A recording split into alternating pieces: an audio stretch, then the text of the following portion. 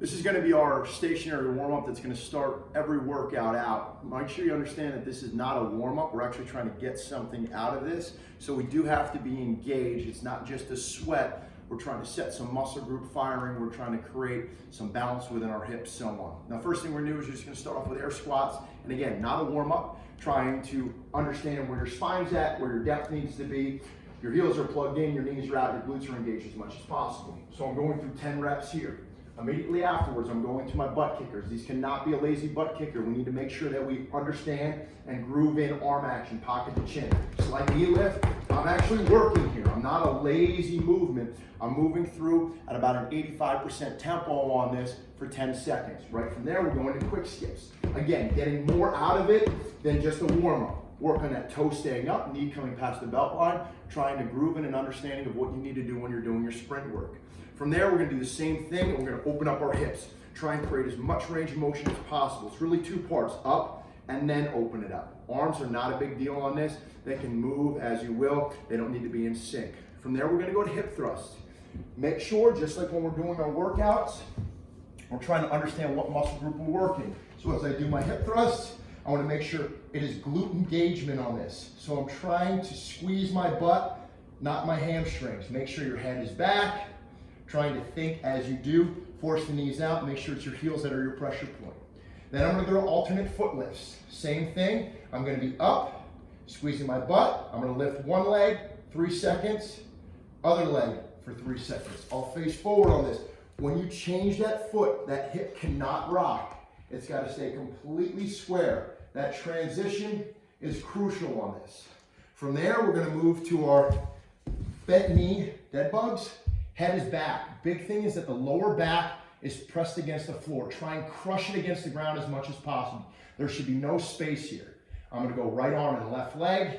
As I do that, push that back down, engage and hold, come to neutral, and then you're going to go opposite. From there, I'm going to do my side leg raise. Again, more to this than just doing the movement. Toe is pulled to my shin and rotated to the ground, staying right in line with my trunk. I'm coming up as high as I can, trying to understand that I'm engaging my glute medius on this.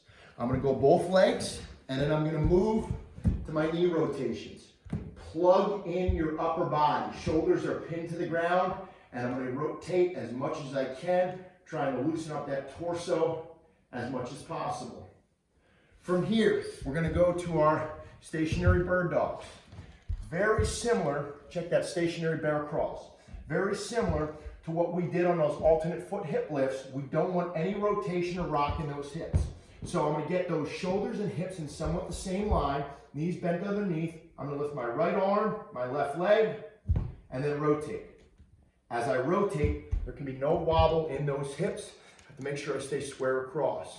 From there, I'm going to go with my zenith stretch, trying to exaggerate range of motion. All 4 position. I'm going to bring that hand under, have my head follow my hand, get as much stretch in that posterior part of your shoulder, and then I'm coming all the way up, reaching to the sky, rotating my torso and having my head follow. So I'm going to go through 10 each side, and then I'm going to move to my downward dog. From here, make sure that we are stretching out those Achilles as much as possible. We're trying to get as much range, keeping that back in a good position, that spine nice and neutral. I want you to force this, but I also need you to relax as you're doing it to open yourself up. From there, we're going to child pose. We're going to go forward first, trying to elongate that spine, pull back as much as possible, and then we're going to rotate to our right side, roll that left ear down, and bow out that left lat, trying to stretch out as much as possible. Then we're going to go to the opposite side as well with that. From there, we're going to lay flat on the ground. We're going to go to our scorpion. We're going to go all one leg before we switch to the other. First, we want to come up to engage that glute. We want to try and keep our shoulders on the ground as much as possible, and we're going to reach as far as we can to that opposite side. Again, up first, and then rotate. I'm going to go both sides here. Right side 10, left side 10. From there, I'm going to go to my arrows, T's, and then Y's. 2 sets on this.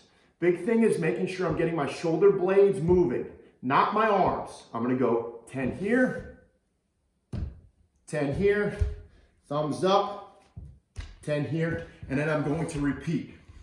From there, I'm back onto my feet. I'm gonna go with my squat hip rockers. I'm gonna get as low as I can.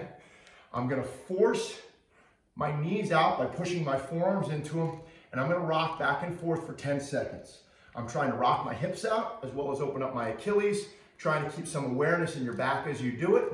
Then you're gonna come up for 10 seconds. This is where you really need to get an understanding of where your hips, knees, feet, and back are at. I'm gonna force out, plug my heels in, make sure my shoulders are over the start of my laces. I'm gonna hold for 10 seconds, about an inch above parallel, and I'm going through that twice. So I'm gonna rock through again, and then back up again.